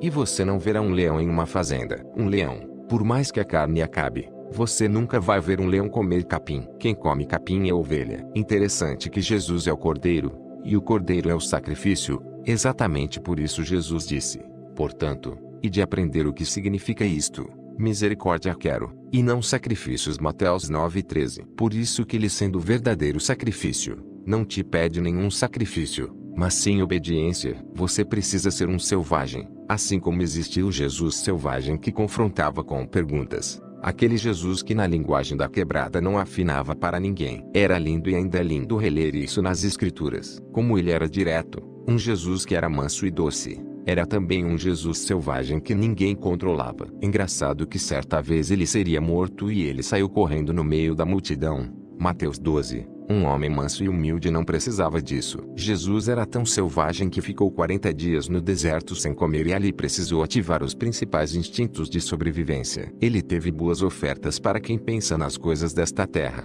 mas ele foi um selvagem do reino que abriu mão de comida, de glória, de reino e de poder na terra, para cumprir a vontade do Pai. Só um selvagem consegue fazer isso. Jesus era tão selvagem que ele chegou a suar gotas de sangue em um momento de fraqueza e de colapso mental em seu cérebro. Chegou a sair da sua boca: se possível for, passe de mim este cálice. Pai. Mateus 26:39. Mas a sua mente de vencedor falou mais alto e ele completou contudo: não seja como eu quero, mas seja feita a sua vontade. Mateus 26:39b. Sim, Jesus era um selvagem, mas ele também era um nobre do reino, e quando ele viu o reino, e ele sabia de onde vinha e para onde iria, nada compensava mais na terra do que salvar a sua vida. Caro leitor, aprenda algo: pare de viver a síndrome do cordeiro. Ele já pagou. Abrão tentou pagar a oferta, mas Deus proveu o cordeiro. Gênesis 22. Adão tentou vestir as vestes para se esconder da nudez, mas Deus proveu o cordeiro.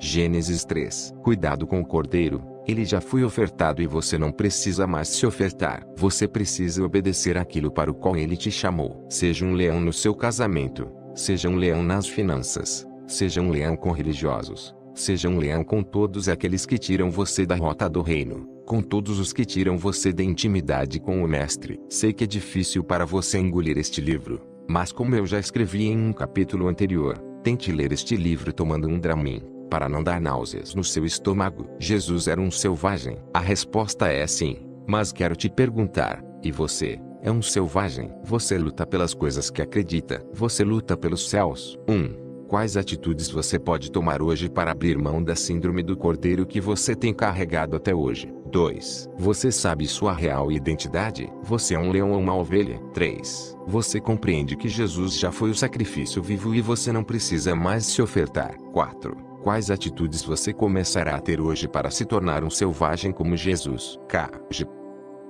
Capítulo 10. A graça sempre existiu. Em Gênesis 3:6, a palavra de Deus nos diz: quando a mulher viu que a árvore parecia agradável ao paladar, era atraente aos olhos e, além disso, desejável para dela se obter discernimento, tomou do seu fruto, comeu e o deu a seu marido, e comeu também. Os olhos são a porta de entrada da alma. Desejamos sempre aquilo que agrada aos nossos olhos, aquilo que alimenta nosso corpo físico. Nosso ego foi assim com os primeiros homens. Foi assim com Adão e Eva. A mulher viu e então desejou. Nossos atos são sempre antecedidos por um momento de sedução. Somos seduzidos na alma, no corpo e no espírito e posteriormente, por diversas vezes, fazemos o que nos conquistou. E algumas dessas seduções podem nos levar a um grande abismo. Porém, Deus é especialista em nos tirar deles. Nossos precipícios não se comparam com a graça de Deus, muitos menos nossas tentativas de remendo. Somos espertos em tentar remendar nossos estragos. Somos habilidosos em nos escondermos por detrás da culpa ou do remorso. Em Gênesis 6, 7, 8, Adão e Eva percebem que estavam nus, costuram folhas de figueiras para se cobrirem e se escondem. Para eles estavam tudo bem,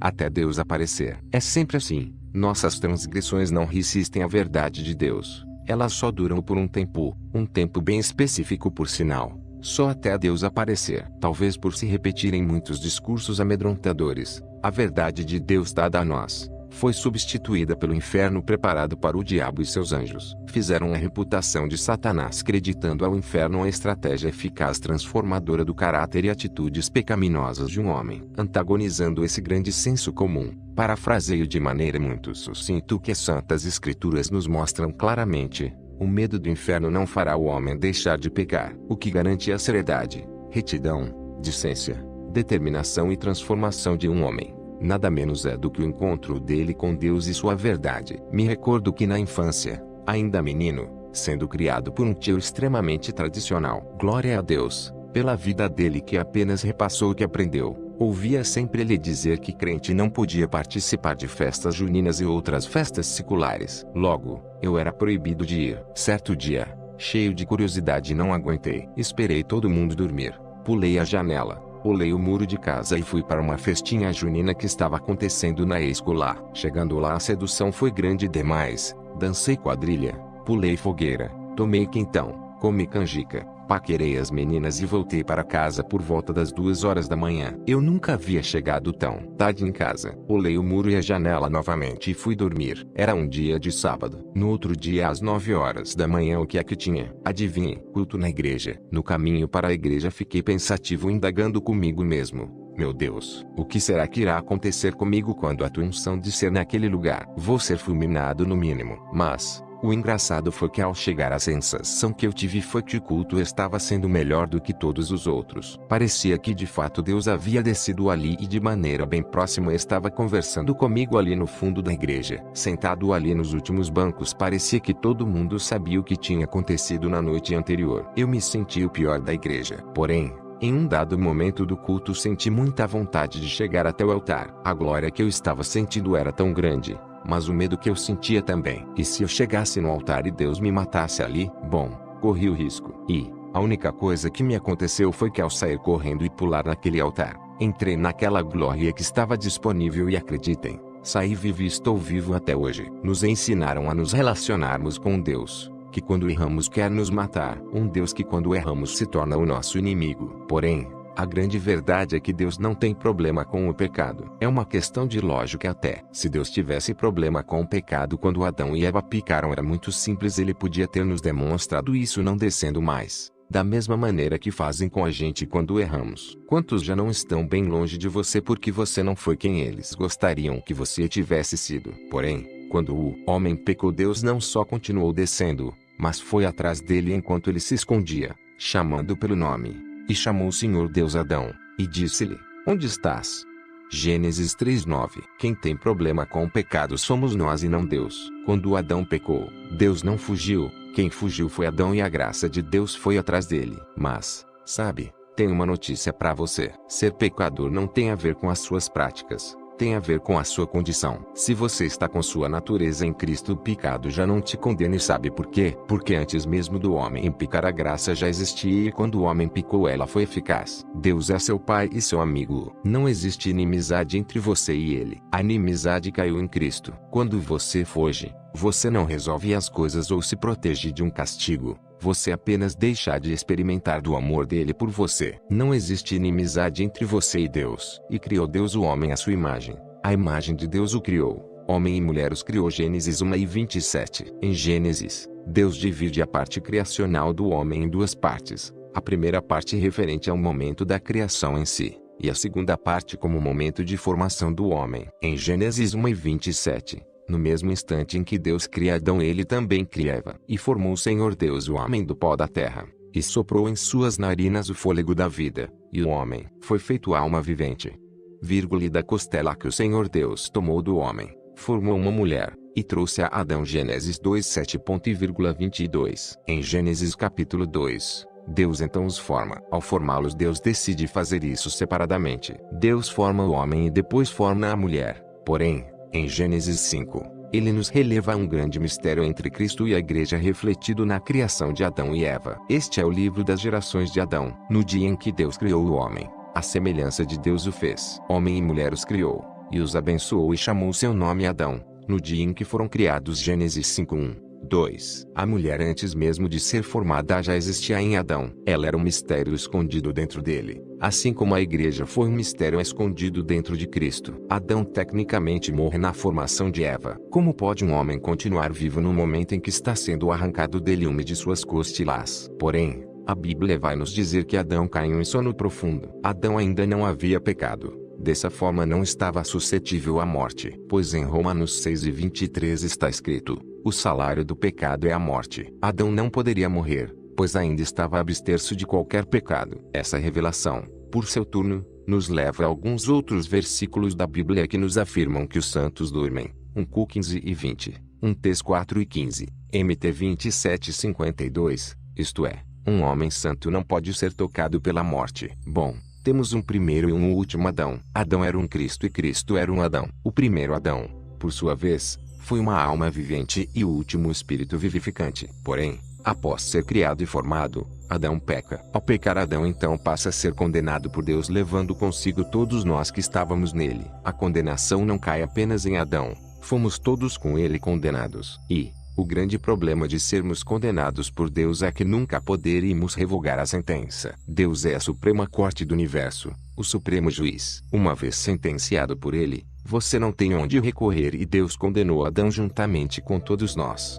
Deus não tinha outra escolha. Seu caráter nunca foi imparcial. Deus não poderia mudar as regras para a humanidade. Caso fosse mais leve com a humanidade, estaria mentindo e sendo injusto com Satanás. Mas a Bíblia vai mostrar que ele é sempre justo, mas é puro amor. Ele nos amou demais para que a história acabasse aqui. Um plano veio para salvar a toda a humanidade. O homem, por livre e espontânea vontade, se entrega à escravidão do pecado. Deus, por livre e espontâneo amor, decide comprá-lo de volta. Cai a inimizade e nasce o homem, que agora é parte do corpo de Cristo. Você é corpo de Cristo. Portanto, agora nenhuma condenação há para os que estão em Cristo Jesus, que não andam segundo a carne, mas segundo o Espírito. Romanos 8:1. Em Hebreus 7, Levi, que recebe dízimos, paga dízimos ainda nas entranhas de Abraão. Abraão, ao se encontrar com o rei de Salém, Melquisedeque, ainda sem filhos, pois não havia tido nem mesmo Jacó, pai de Levi, oferta ao rei, e algo extraordinário acontece. Levi, sem sequer ter nascido, também oferta.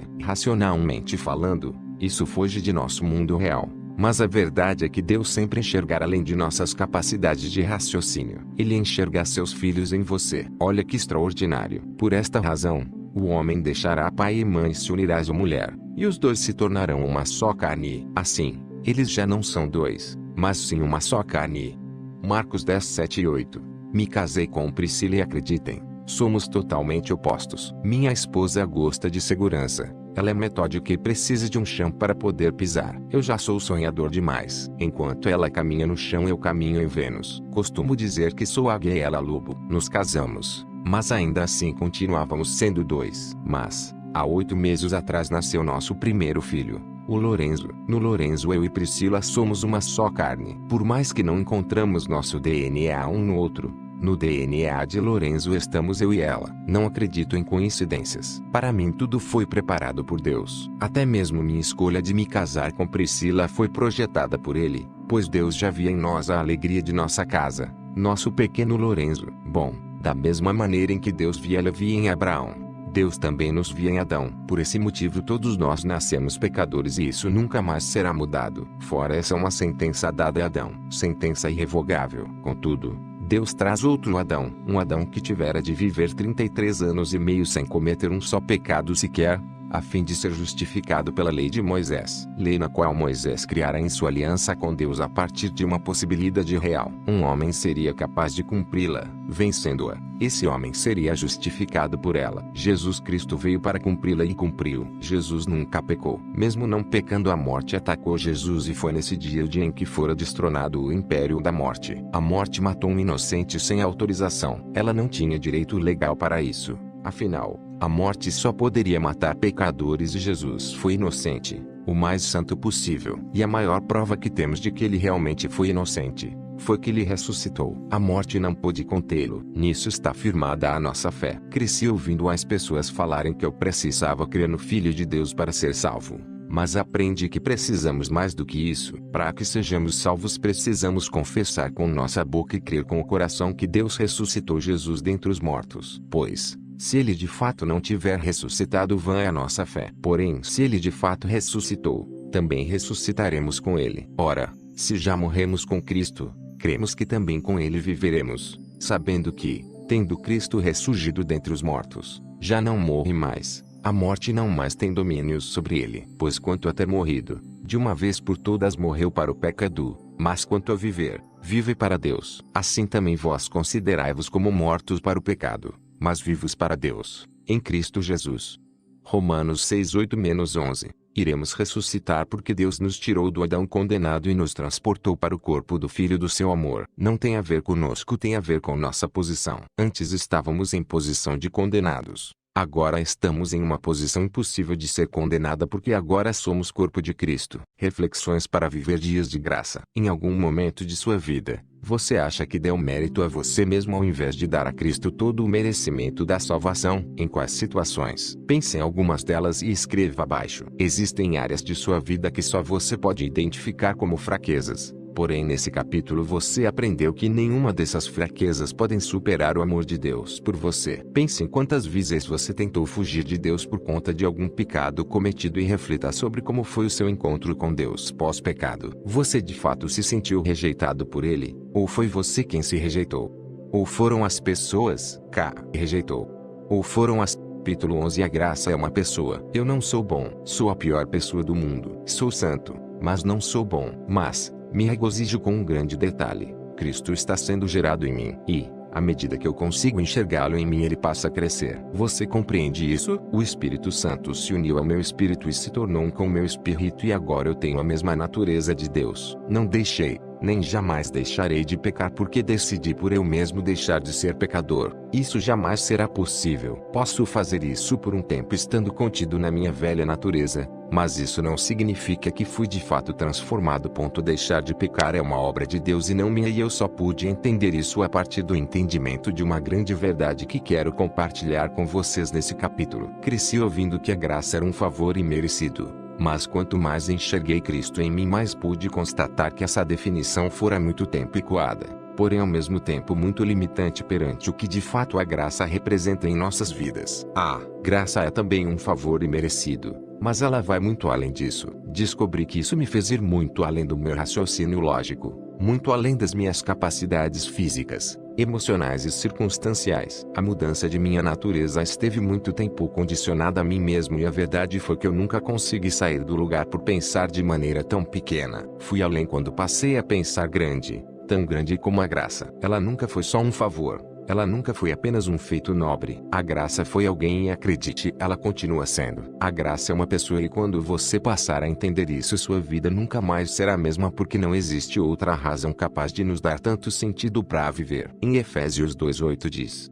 porque pela graça sois salvos. A doutrina apostólica, por sua vez, diz que não existe outro caminho para Deus a não ser Cristo Jesus homem. Jesus então declara: eu sou o caminho, e a verdade e a vida. Ninguém vem ao Pai, senão por mim. João 14,6. O é um artigo definido, singular, masculino. Não estamos falando de um caminho que pode nos levar a Deus, mas do caminho. Cristo afirma que Ele é o caminho, isto é, o caminho nunca foi uma estrada ou um percurso criado por homens ou doutrinas para passarmos e então vermos a Deus. Se pela graça somos salvos e somente através de Jesus vamos a Deus, só existem duas possibilidades. Ou existem duas formas de sermos salvos, ou a graça é o próprio caminho, o que é o próprio Jesus. Fico com a verdade e a vida. Fico com o único caminho. Afinal, outro não existe. Cristo é a própria graça. Não há salvação a não ser em Cristo. É isso que a Bíblia declara. Porquanto a graça de Deus se manifestou salvadora para todas as pessoas. Tito 2:11. Você não pode aprender da verdade. A Bíblia não diz aprendei da verdade,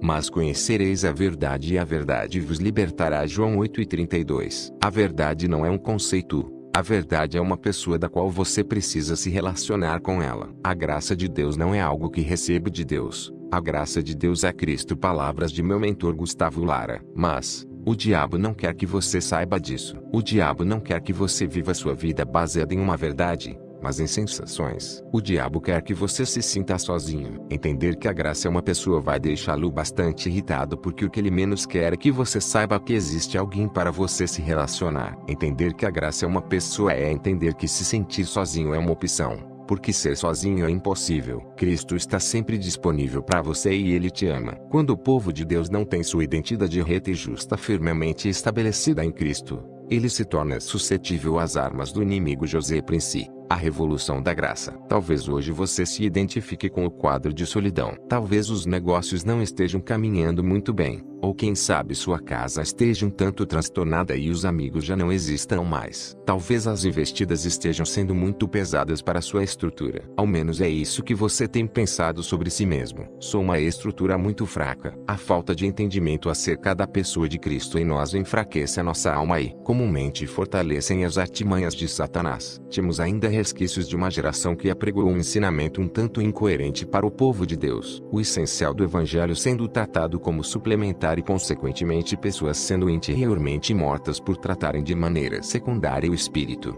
que vivifica. Existe uma lei na Bíblia chamada a lei da dívida. A lei da dívida determina como será se você contrair uma dívida e não conseguir pagar. Basicamente, funciona da seguinte maneira: se o seu patrimônio der para pagar, você perde ele. Mas se acaso não der para pagar, você se torna escravo. Se o teu preço como escravo ainda assim não der para pagar, logo seus filhos também se tornam escravos. Mas também existe uma lei chamada a lei do parente remidor, onde se alguém dos seus familiares tiver recursos, ele pode pagar a dívida e te tomar de volta, e o credor não ter direito de escolha e então ser obrigado a te entregar. Deus é espírito. João 4:24. Que grau de parentesco poderia existir entre o espírito e a carne? Obviamente nenhum. Por esse motivo, Deus não pôde fazer nada quando Adão pecou. Para que Deus pudesse fazer alguma coisa, o Deus Espírito teria que encarnar, isto é, se tornar carne também. Ele teria que nascer da carne, ser seu parente em carne e, além disso, ter a moeda que o comprasse de volta. A moeda teria que ser um sangue puro, incontaminado, entregue por um varão perfeito que tivesse mais de 30 anos.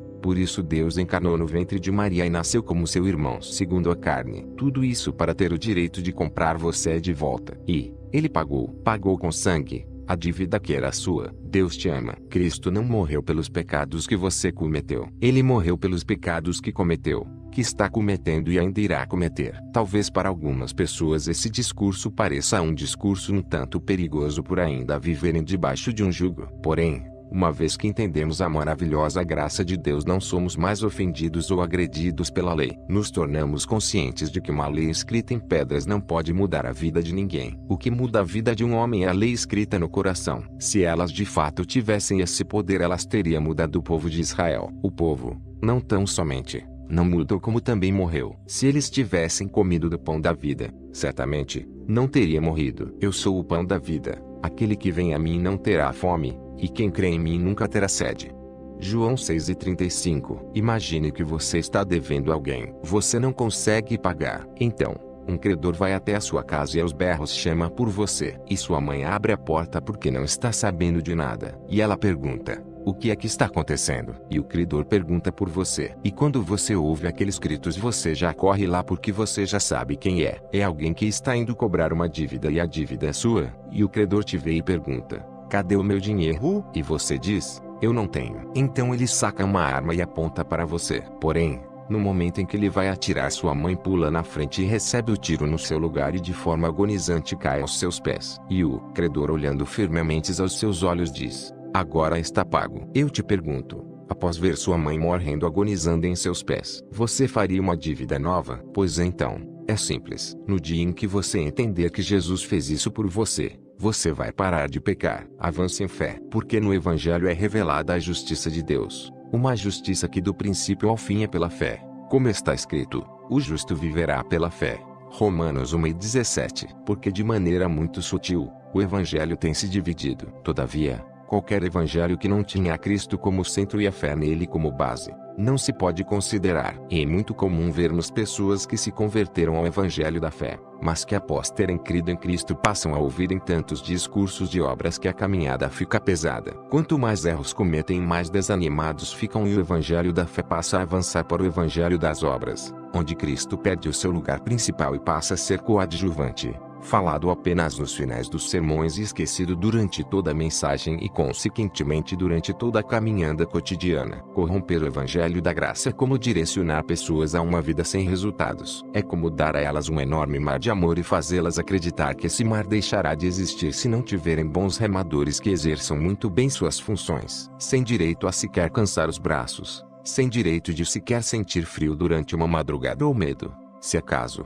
surgir uma tempestade. Eles são obrigados a serem perfeitos para que possam desfrutar de todo o amor que o mar oferece. Eles são obrigados a se reafirmarem para aqueles que pregam que são de fato bons o suficiente para estarem ali, como se alguém tivesse o direito de te tirar e colocar na hora que bem entender em um lugar que nem foi ele quem conquistou. Não é de obras em obras, é de fé em fé. Nossa luta não é para mostrar que somos bons, mas para crermos que para sempre Cristo é o nosso justificador. Nosso esforço deve estar centralizado em propagar que Cristo é o Alfa e o Ômega, aquele que no início de nossa caminhada nos faz companhia durante o nascimento do propósito, mas que nunca nos abandona até chegarmos aos passos mais firmes. Ele está conosco. Crer nisso todos os dias é o que nos fará prosperar. O segredo para o sucesso é estarmos apoiados em uma luta já ganha por Cristo. A fim de vencermos os nossos medos e as nossas síndromes de vitimismo, precisamos tomar posse do que já fora conquistado por nós e para nós. Escolha-as em fé. Pela fé saiu do Egito,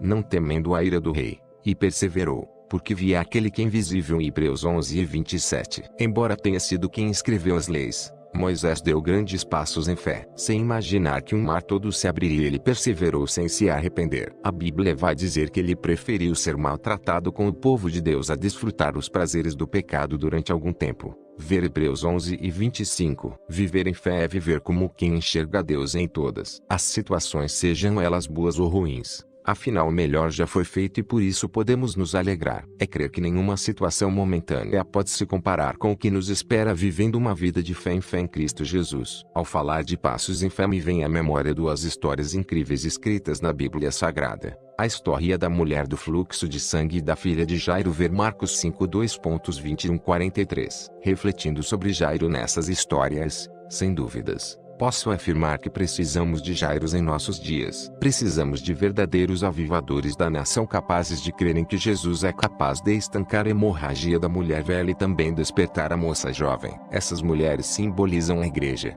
mais especificamente, duas gerações da igreja. Duas gerações, porventura, muito distantes. Nos últimos anos as gerações estão mudando em um prazo de tempo muito menor e simultaneamente a linguagem das igrejas mudaram de maneira muito radical, onde quem não mudar vai deixar de ser. Não dá para defendermos as ideias do passado quando crescemos em conhecimento e amém por isso. Certo dia, um homem disse para mim que eu era um pregador herege. Ele dizia de maneira muito convicta que Deus não anulou a lei, que ele havia feito para que fosse cumprida. Então respondi a ele: de fato Deus não anulou a lei, meu amado. Ele não anulou a lei. Em Mateus 5:17 deixou muito claro isso. Você está certo. Olha o que Jesus está dizendo aqui: não cuideis que vim destruir a lei ou os profetas.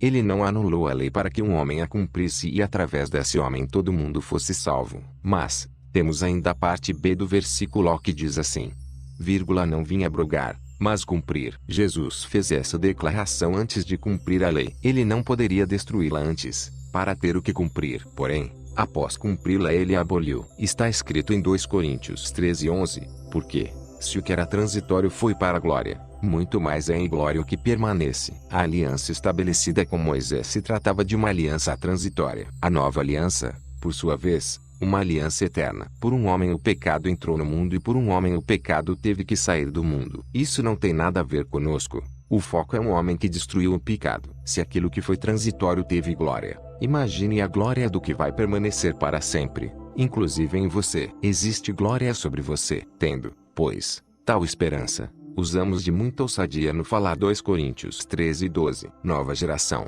não tenha medo de ensinar os mais velhos a crerem. Filhos, não tenham medo de ensinarem seus pais o poder de acreditarem em Cristo. A perspectiva de se viver em fé gera em nós ousadia no falar. Avançar em fé é reproduzir de maneira prática a glória que está sobre nós e que jamais se afastará, pois esta permanece para sempre. Há tanta glória no falar de quem reproduz a graça que esta glória afronta a própria religião. Mas, não se incomode com isso, porque não é a religião que irá te salvar e nem mesmo a igreja. Quem salva a todos nós é e sempre será Cristo. Aquele que não esperou 60 ou 70 anos para começar a salvar, antes mesmo de existirem quaisquer que sejam as doutrinas ou escritos, já salvava. É a partir desse Cristo que eu tomo as minhas decisões. É nessa verdade que temos que nos apoiar. Só assim conseguiremos viver um dia de cada vez, carregando dentro de nós a glória de Deus. Reflexões para vivermos dias de glória. Está muito claro que somente a graça é capaz de produzir em nós a verdadeira santidade reproduzida na pessoa de Jesus. É quando as máscaras caem que conseguimos ser de verdade quem somos. Escondidos atrás da lei, somos despertados a projetar uma imagem ao invés de sermos a imagem de Cristo na terra. Aliançados na lei, nunca achamos que Deus está satisfeito conosco,